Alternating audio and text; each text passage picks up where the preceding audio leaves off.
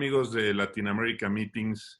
Seguimos trabajando en este lunes, iniciando una semana nueva y pues ahora nos mudamos hasta el otro lado del mundo con una muy buena oportunidad de platicar en lo que podríamos ver como el futuro para nosotros, a lo que estamos acá en México.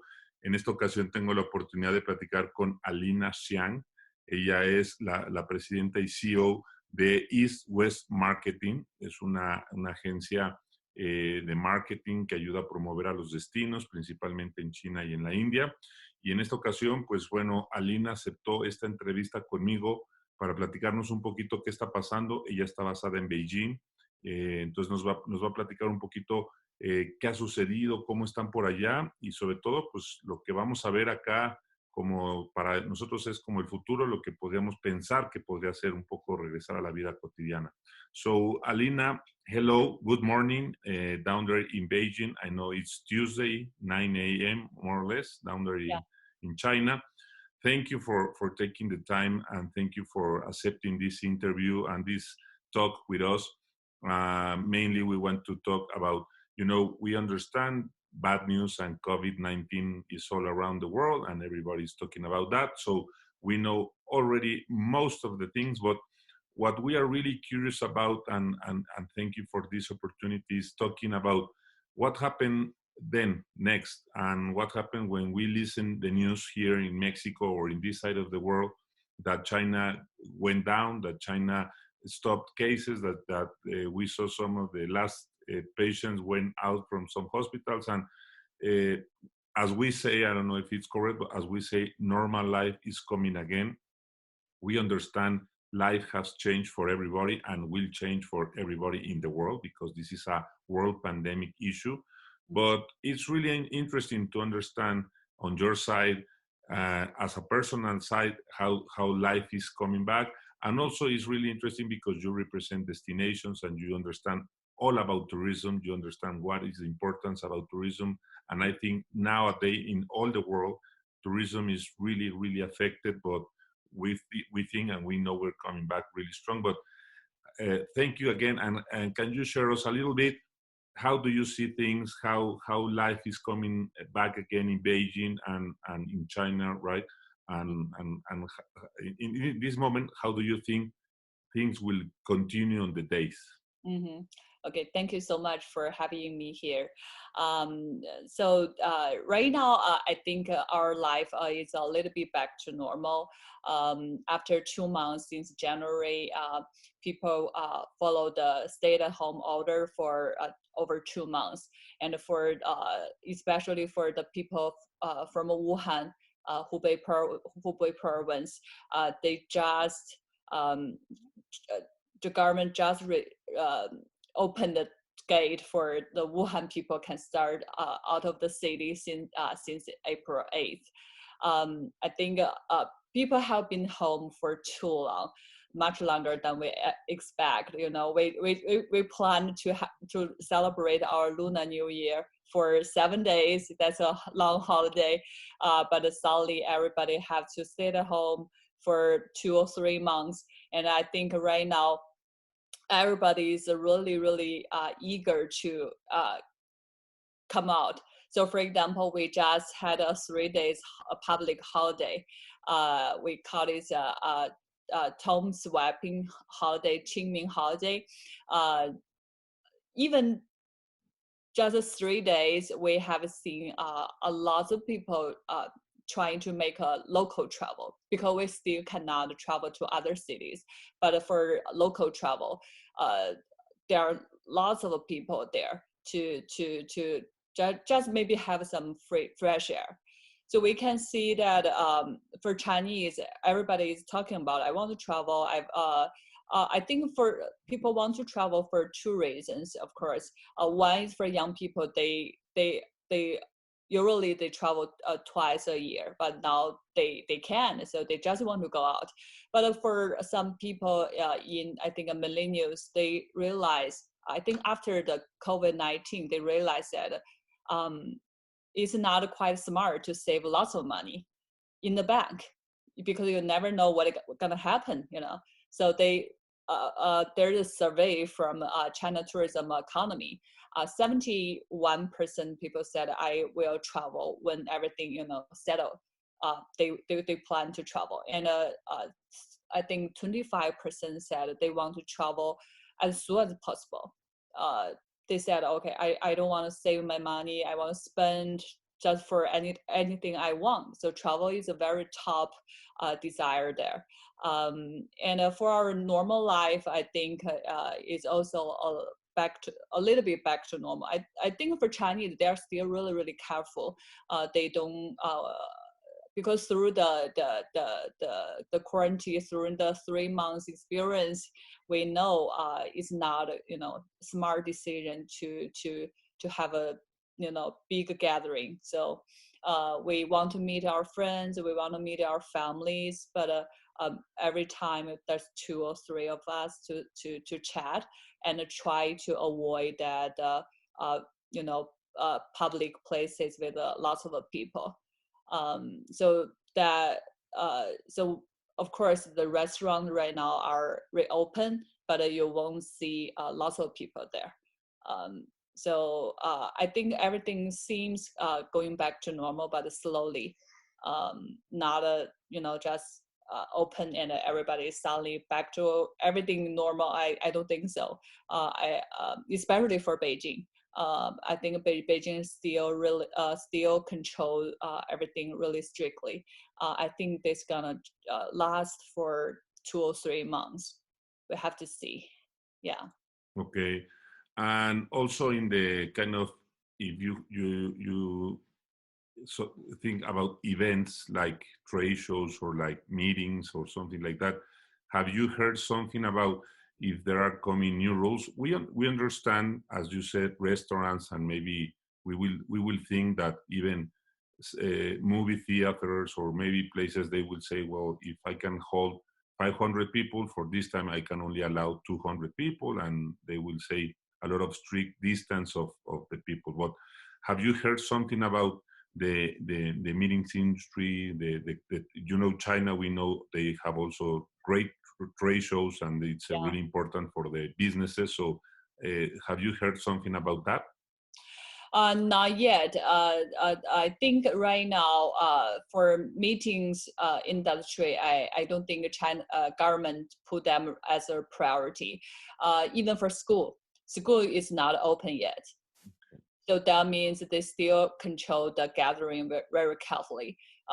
They allow the people who gonna graduate this year back to school, but for the rest of the students, they are still at home.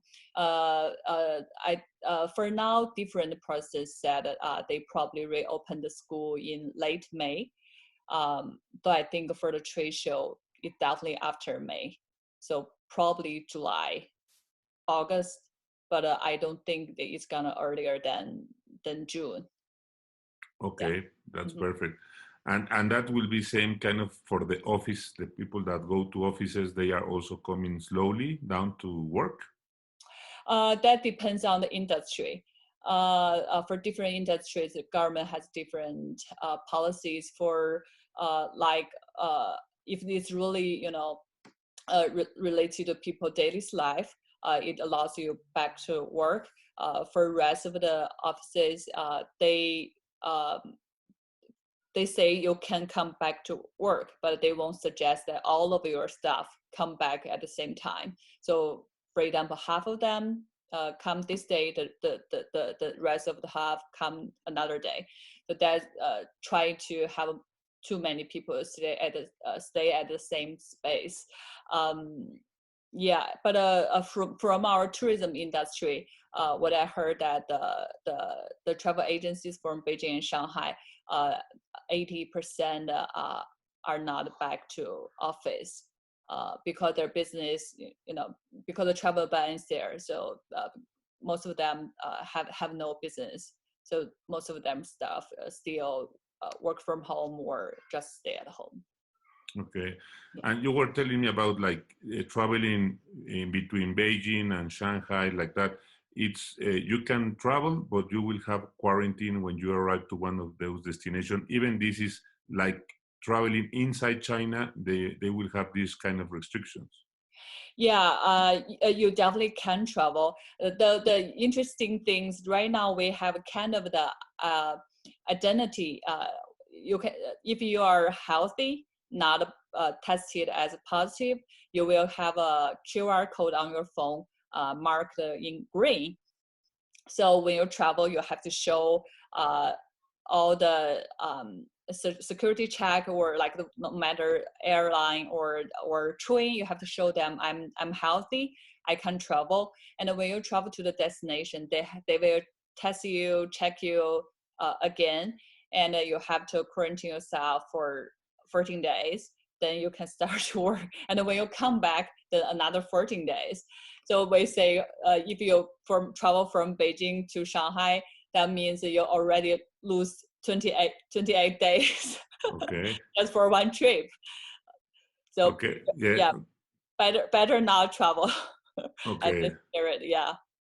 So that will be like, if people really need to travel on that urgency, must be something really urgent on a business way, or really urgent on a family matter, or something that will take them 28 days for that kind of travel, and that you have to add the days you must or you want to stay on that destination. So that's kind of right now the normal way we are seeing that, because as we think, and we were telling in the conversation, is tourism will change also, and because we know we are recovering of this kind of virus, and because we don't know really if there's already a vaccine or some specific medication, people are really taking care, and governments and everything. But this is kind of the way that we can expect that in all other destinations, when things will start open for travelers or open for gatherings or everything, this can be some of the way. More things in other places, but this should be the way it will be. Like you tell the technology, you will receive a QR code, and they will say, well, he was never a positive case, so he's healthy in a way to say, but still you will have to go through some security, right? Yeah. I think no, I won't say that's the best way, but Chinese government choose that way to try the best to control. So we understand. We also have seen the result. It turns out it works. So yeah, we have to accept that, but it's fine. That means when you travel, you have to plan. You have plan really in advance and make a longer plan for a trip. Yeah. And do you know, because we recently knew that Beijing opened a really state-of-the-art airport, and it was, the airlines in China we know are the hugest one, and they are buying a lot of planes because there's a lot of people flying and traveling in China. But do you know that international flights are working right now, and how do you expect that maybe the international tourism can come? Mm-hmm. The fact that China right now really control the frequency of the international flights, because for China we have controlled the number of new cases, but a lot of Chinese who live overseas or study overseas, they realize China right now is maybe safer than the other countries. So lots of Chinese fly back from other countries to China. This brings a lot of they call it import new cases. So since then, I think they start in early March, middle March. So after that, Chinese government realized that it's bring the risk to the country. So China government said, okay, for each of the country, only limit one international flight. So for example, for between China and the US, there are usually over 10 carriers have the routes, but right now only one airline and one flight every week. So right now, I think I think even less than January and February. less analyzed international flights. But of course, the cargo works really, really well. I think we see more cargos than before, but from passengers flights, right now it's not good timing. Yeah, we see, we understand that everything for the flights and for the airlines is really complicated, not only because of COVID-19, but because of the oil and everything all around the world. And in the case of the hotels, have you heard if they are also letting them open or receive, because all other part of the industry, of the tourism industry, that is really affected, and they are really trying to know and understand when this can be back on a normal basis, are the hotels. But do you understand, or do you know something about the hotels down there in Beijing or in China, some rules about letting them have tourism? I think the kind of the same thing. It really depends on the COVID-19 development. I think right now for China, they plan everything kind of a little bit back to normal after June. I think that's their hope because it hurts everybody. So I think the earliest is June. Okay. Yeah. Sure. And in your personal opinion, and how or what do you can recommend to all the people that, because you had there the cases, you live there, you were the first country and the first people to live this, because now maybe the countries that we are living this kind of COVID, we listen from many other people, we listen to many recommendations, but being the first is like being that you don't know what is happening, you don't know if this will last 1 day, 3 days. So what will be your recommendations to the people that we like us in Mexico and some other places that maybe we still are on the rise of the curve and we're trying to flatten the curve, but what will be on your personal opinion? I fully understand it's difficult for everybody, stay at home, and somebody even lost their job. But I have to say, my recommendation, or through our experience, I think that to be patient.